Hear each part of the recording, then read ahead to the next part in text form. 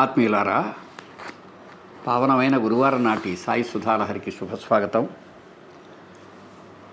గొప్ప సంతోషకరమైన వార్త ఏమిటంటే, భూమికి అవతలి వైపు ఒకరుండి ఆ ఉన్నవారు ప్రేమారా స్నేహంగా పలకరించి ఈ సత్సంగాన్ని చూచి సంతోషపడుతున్నాం, మీరెక్కడున్నా మనంతా ఒక్కటే అనే భావన మాకు కలిగింది అని చెప్పినప్పుడు ఎక్కడ లేని సంతోషం, తృప్తి కలుగుతాయి. జీవితం ధన్యమైంది అనిపిస్తుంది. అటువంటి ధన్యతను పొందిన ప్రతి క్షణము నిజంగా సాయి కృపకు, భరద్వాజ మాస్టర్ గారి కరుణకు, మహనీయమూర్తుల యొక్క అనుగ్రహానికి కృతజ్ఞతాంజలితో ఆనంద భాష్పాలు స్ఫురిస్తాయి. ఇది ఏమైనా ప్రతి సత్సంగము ఒక అమృతోపమానమే. ప్రతి వారం తలుచుకునే ప్రతి తలపు అద్భుతమే, అమృతోపమానమే, మహాద్భుతమే. అట్లా ఈనాడు హృదయపూర్వకంగా సత్సంగం చేసుకుందాం. 2 విషయాలు చెప్పుకుందాం. ఒకటి ఏమిటంటే, మాస్టర్ గారు బాబావారి దివ్య అనుభూతికి గొప్పగా ముగ్ధులై సాయి కరుణకు బానిసాయి ఆ విధంగా సాయికి తనను ఆత్మార్పణ చేసుకున్న తరువాత వీలైనంతసేపు సాయి సాన్నిధ్యంలో ఉండాలని, తాను ఎక్కడున్నా అక్కడ సాయి సాన్నిధ్య స్మరణయే ఉండాలని, భాగవతంలో ఏ విధంగా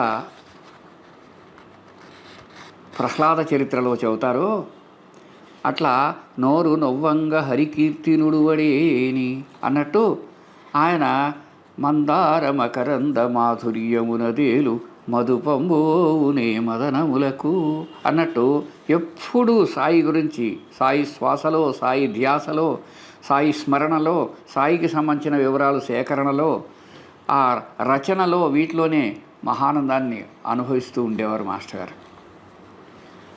ఆయన ఎప్పుడు అవకాశం ఉంటే అప్పుడల్లా షిరిడి వెళ్ళేవారు. ఒకసారి ఆయన షిరిడి వెళ్ళి సాఠేవాడ అని ఇప్పుడు లేవు తీసేశారు, అంటే గురుస్థానానికిను దాని వెనక సమాధి మందిరానికి మధ్యలో, దగ్దీవాడకు మధ్యలో ఉండేటువంటి 4 గదులు ఉండేవి. ఆ గదులను సాఠేవాడ అనేవారు. సాటైన భక్తులు దాన్ని కట్టించారు. అక్కడ ఒకసారి మాస్టర్ గారు వెళ్ళినప్పుడు ఆయన పక్క గదిలోనే సాయి శరణానంద ఉన్నారు. సాయి శరణానంద ఆయన అసలు పేరు వామనరావు పటేల్. ఆయన గారు ఉన్నారు. గొప్ప సాయి భక్తుడు. సాయిని దర్శించిన, ఆయన అద్భుతమైనటువంటి దివ్యత్వంతో పులకించిన, ముగ్ధత్వాన్ని పొందిన గొప్ప భక్తుడు. ఆయన మాస్టర్ని చూచి మాస్టారి భక్తికి ఒక గొప్ప కితాబు ఇచ్చారు. అదేమిటంటే, చాలాసేపు నిరంతరం సాయిధ్యాసలో ఉండే మాస్టర్ని అనుభూతి చెందాక ఆయన అన్నాడు, నాయనా, నీ తలకు బాబా ఏ విధంగా అయితే శరణాగతి చిహ్నమైనటువంటి గుడ్డ కట్టుకుంటారో ఆ విధంగా నీకు గనుక బాబా వారిలాగా గుడ్డ కడితే నీలో బాబాని స్పష్టంగా చూసుకోవచ్చు అనిపిస్తోంది అన్నారు. బాబాను చూచినవారు, బాబా సాన్నిధ్యాన్ని అనుభూతి చెందినవారు మాస్టర్ గారి యొక్క స్మరణకు, మాస్టర్ గారి యొక్క భక్తికి, మాస్టర్ గారి యొక్క అనన్య శరణాగతికి ఇచ్చినటువంటి ఒక అద్భుతమైనటువంటి వివరణ, వ్యాఖ్యానము అది. అంటే ఆయన లోపల అనన్యమైన స్మరణకు అది గుర్తించిన మరొక భక్తుడి ఒక అద్భుతమైనటువంటి అనుగ్రహ రూపం అది. సరే, ఈయన ఎవరు? ఈ వామనరావు లేదా సాయి శరణానంద అనే ఆయన మాస్టర్ గారి దగ్గర ఒక పుస్తకం ఉండేది. అది సాయిబాబాది సూపర్మన్ అనే బుక్. అది మేమందరం కూడా మాస్టర్ గారు చదివి వినిపించారు, మేము కూడా చదువుకున్నాం. ఆయన గారు మొట్టమొదటిసారి సాయిని ఎప్పుడు కలిశాడు అంటే 1911లో డిసెంబర్ 10వ తేదీన వామనరావు మొట్టమొదటిసారి షిరిడీ వచ్చారు. టాంగా అంటే గుర్రబండి. షిరిడీ చేరే సమయానికి అక్కడ కొంతమంది భక్తులు వెళుతున్నారు. టాంగా వాడు రెగ్యులర్గా వస్తూ పోతుంటాడు కాబట్టి ఆయనకు తెలుసు. అతను అన్నాడు, సాయినాథ్ మహారాజ్కి జై అనే జయ జయధ్వానాలు వినిపిస్తున్నాయి. ఆ టాంగా తోలే ఆయన అంటున్నాడు, అదిగో చూచావా ఆ జనాల మధ్యలో నడుస్తున్నారే ఆయనే సాయిబాబా, ఇప్పుడు లెండికి వెళుతున్నట్టుంది అంటూ ఇంతలో టాంగా అక్కడికి వచ్చింది. ఆ బండి మనిషి వెంటనే దిగేసి బాబాకు నమస్కారం పెట్టాడు. పెట్టిన తర్వాత ఈలోగా కళ తెలుసుకొని వామనరావు కూడా దిగాడు. దిగి నమస్కరించబోయారు. బాబా అతి సహజమైన పల్లెటూరు మరాఠీ భాషలో అన్నాడు, మానవుడవై ఉండి దైవం ఉనికినే అనుమానిస్తున్నావే, వెళ్ళి ఇక్కడి నుంచి అని దానికి అర్థం. కానీ ఈశ్వర ఆహే కాయిమ్నన్ నాహి మన్తో నాయ్ అన్నారు ఆయన.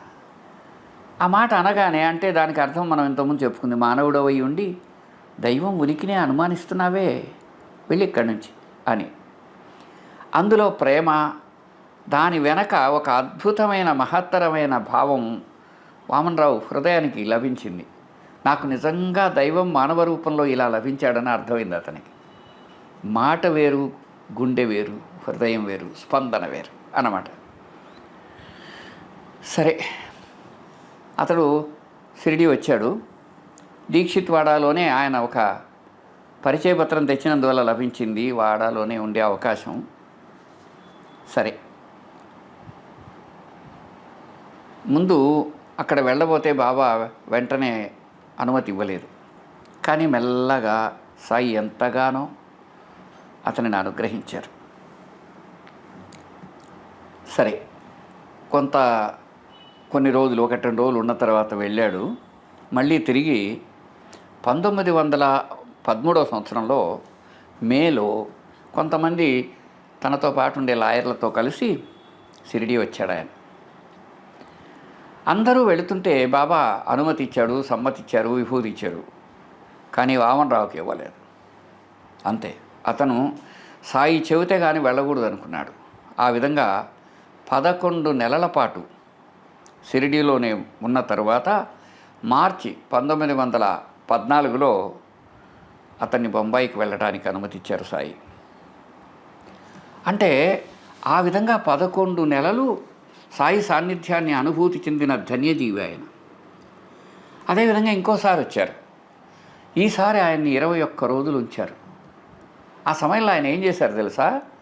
బూటివాడ నిర్మాణం జరుగుతోంది అప్పుడు. అది 1916 అన్నమాట.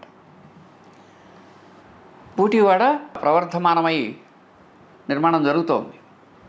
అక్కడ రోజు వెళ్ళి అక్కడ ఒక సేవ చేసేవాడు, ఏదో పని చేస్తూ ఉండేవాడు ఆయన. ఒకసారి ఒక రాయి బడి తల మీద కొంచెం దెబ్బ అయితే తగిలింది, కానీ అంతులేని సంతోషం కలిగింది. ఎందుకంటే సాయి సేవలో ఉన్నాను కనుక అది ఏదైనా ఆయన అనుగ్రహమే అని. అంతే, బాబాయ్ ఏదో ఇచ్చారు. ఆయన చెప్పిన కొన్ని చిన్న మందులు, విభూది లాంటి వాటితో మచ్చ కూడా లేకుండా పోయింది. ఆ తర్వాత అతడి గుండెలో అద్భుతమైన భక్తి ఉత్తేజితమైంది. కానీ ఒక గొప్ప విషయం ఏంటంటే, ఈరోజు ప్రపంచంలో రకరకాలుగా బాబా గురించి మాట్లాడుతున్నారు కదా, వాటన్నిటికీ ఆనాడే అక్కడుండి జవాబు చెప్పిన ధన్యజీవి వామనరావు పటేల్, సాయి శరణానంద. అక్కడక్కడ రచన చేశాడు కనుక ఆయన రచనలు ఇప్పుడు లభిస్తాయి. బాబాని ఎప్పుడూ ముస్లింగా భావించరాదని. ఎందుకని? ఆయన అగ్నిని సేవించేవారు, తులసిని సేవించారు, ఆయన చెవులు కుట్టి ఉండేవి, అవన్నీ భక్తులు చూశారు. ఒక సందర్భంలో బాబాకు సుంతి చేయబడలేదు. అంతేకాదు శంఖువు, గంటలు మొదలైనవి పూజలో ఉపయోగించడానికి ఒప్పుకున్నారు. గోధుమలు విసరడానికి తిరగలి ఉపయోగించటం లాంటివి ముస్లింలు చేయరు. ఆయనను చూస్తే అట్లా అనంత లోకాల నుంచి భూమి మీదకి వచ్చిన అయోనిజుడు అనిపించేవారు. షిరిడీలో ప్రభవించిన అవతారమే సాయినాథుడు. ఇలాంటి భావాలను ఆయన పుస్తకాల్లో అద్భుతంగా రాశారు. అంటే ఆనాడే బాబాను స్వచ్ఛంగా తనదైన రీతితో చూచి గుర్తించి మనలాంటి వాళ్లకు తెలియజేసిన ధన్యజీవి శరణానంద. సరే, ఆయన జీవితంలో ఒక ఎంతో అద్భుతమైనది. ఆయన 1953లో జూలై 12వ తేదీ సన్యాసం స్వీకరించి సాయి శరణానందగా ఆశ్రమనామం తీసుకున్నారు. అప్పుడే 1961లోనే ఆయన సాయిబాబాది సూపర్మన్ రాశారు. ఆయన ఎప్పుడు సాయితత్వ ప్రచారంలోనే ఉండేవారు. ఆ తర్వాత ఒక అద్భుతమైన విషయం ఏమిటంటే, బాబా విగ్రహం తయారైంది. తాలిం దాన్ని అద్భుతంగా సుందరంగా సాయి అనుగ్రహంతో చెక్కిన తర్వాత అక్టోబర్ 7వ తేదీ 1954వ సంవత్సరంలో సాయి అనుగ్రహంతో సాయి విగ్రహాన్ని సమాధి మందిరంలో ప్రతిష్ఠ చేసిన ధన్యజీవి సాయి శరణానంద. మనం భావితరాలకు కూడా చెప్పుకోవాలి. ఎవ్వరి చేతుల మీదుగా సాయి విగ్రహ ప్రతిష్ఠ జరిగింది అంటే వామన్ రావు పటేల్ అనే పేరు కలిగిన సాయి శరణానంద అనే భక్తుడు ఆ పని చేయగలిగాడు. ఆయన 1982 వరకు ఆగస్టు 25 వరకు ఉన్నారు. 93 ఏళ్ళు జీవించారు అని మనం భావితరాల వాళ్లకు చెప్పుకునే గొప్ప వర్తమానం ఇందులో ఉంది. ఏది ఏమైనా ఒక భక్తుడు, ఒక ధన్యజీవి, గొప్ప ప్రేరణ పొందినవారు, సాయి గురించి తనకు తెలిసినది అలా ప్రచారం చేస్తూ అందులోనే జీవించినవారు. అందుకే అంతటి ధన్యత నంది సాయి విగ్రహాన్ని ప్రతిష్ఠ చేయగలిగినటువంటి వారు శరణానంద. ఆయనను మాస్టర్ గారు చూచి ఎంతో భక్తితో ముచ్చటించారు. ఆయన కూడా మాస్టర్ గారికి ఆ మొదట్లో మనం చెప్పుకున్న భావాన్ని చెప్పారు. అది ఈనాటి మన సత్సంగానికి ఒక గొప్ప బహుకృతి. అంతేకాదు, ఇంకొక విషయం చెప్పుకుందాం. బాబా తత్వము, బాబా గురించి భక్తులైన వారు ఎలా ఉంటారు, ఎలా దృష్టి ఉంటుంది అంటే, సాయిబాబా మన ప్రాచీనమైన దత్తాత్రేయ తత్వానికి చెందినవారని, అందుకనే బాబా యొక్క సాన్నిధ్యంలో దత్త జయంతి ఒక పండుగగా జరుపుకోవటం ఒక పద్ధతి అయింది. సాయి భక్తుడైన భరద్వాజ మాస్టర్ గారు విద్యానగర్లో తన రూమ్లో సత్సంగంలో ఉన్నారు. వెంటనే ఎవరో వచ్చారు. ఓ భార్యాభర్త ఇద్దరు వచ్చారు, పెద్దవాళ్ళు. వాళ్ళది నెల్లూరుట. ఆయన పేరు సుబ్రహ్మణ్యం, వారి భార్య. వాళ్ళు అన్నారు, మేము నెల్లూరులో ఉంటాము, ట్రంక్ రోడ్లో కోఆపరేటివ్ బ్యాంక్ ఎదురుగా ఉంటాము, ఆ సందులోనే మా ఇల్లు, మాకు పిల్లలు కలగలేదు, నేను యూనివర్సిటీలో ఉద్యోగం చేసి రిటైర్ అయ్యాను, మాకు దత్తాత్రేయుడు అంటే ఇష్టం, అంతేకాకుండా మాకు బాబా అన్న కూడా గౌరవమే, కాబట్టి మిమ్మల్ని సంప్రదించి ఒక సాయి మందిరం నిర్మించుకుందామని, మా ఇంటినే మందిరంగా నిర్మించేసుకుందామనే సదుద్దేశంతో వచ్చామని చెప్పారు.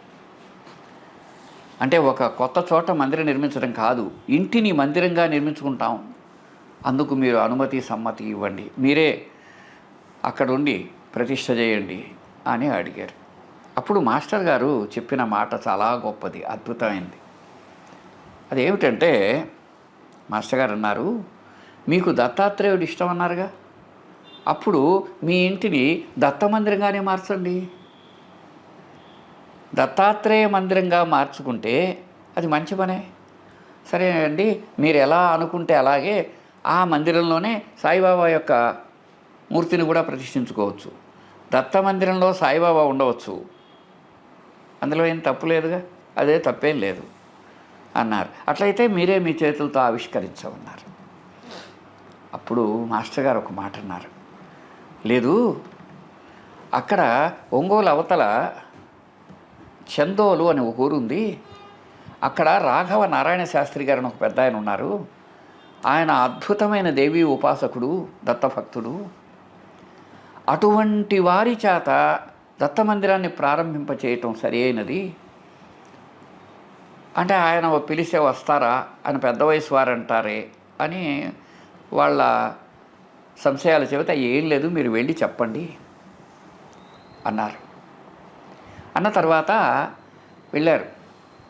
వెళ్ళి ఆయన పిలవగానే ఆయన సంతోషంగా ఒప్పుకున్నారు. భరద్వాజ గారు ఇలా చెప్పారండి, ఈ విధంగా మీ చేత ప్రారంభింపజేయాలని.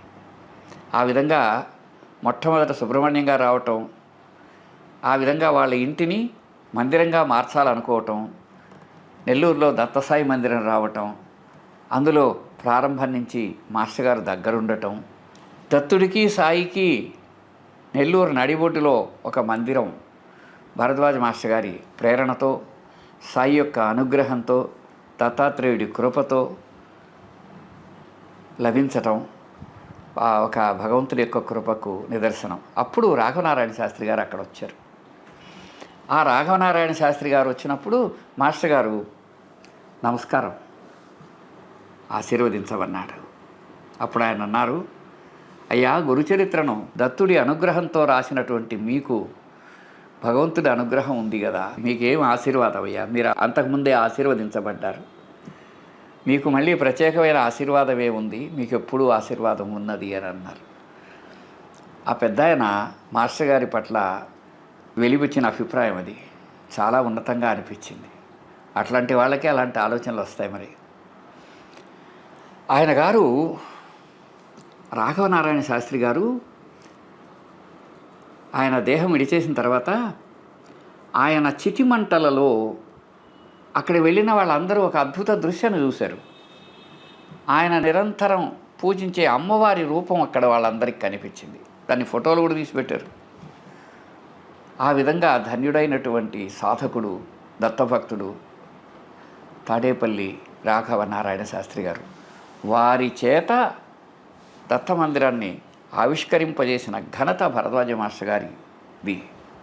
ఆ విధంగా మాస్టర్ గారి ద్వారా సాయియే తన కార్యం నిర్వర్తించుకున్నారన్నమాట. కాబట్టి ప్రతి సత్సంగం ఒక అమృతోపమానమే, ఎన్నో అనేక అద్భుత విషయాల సమాహారమే. అందులో మనం పులకించి సంతోషించి ఆ తృప్తితో శాంతితో ముందుకు సాగుదాం, మన మనుగడను నింపుకుందాం. మీలో ఉండే పరమాత్ముడికి నమస్కారం. ప్రస్తుతానికి సెలవు.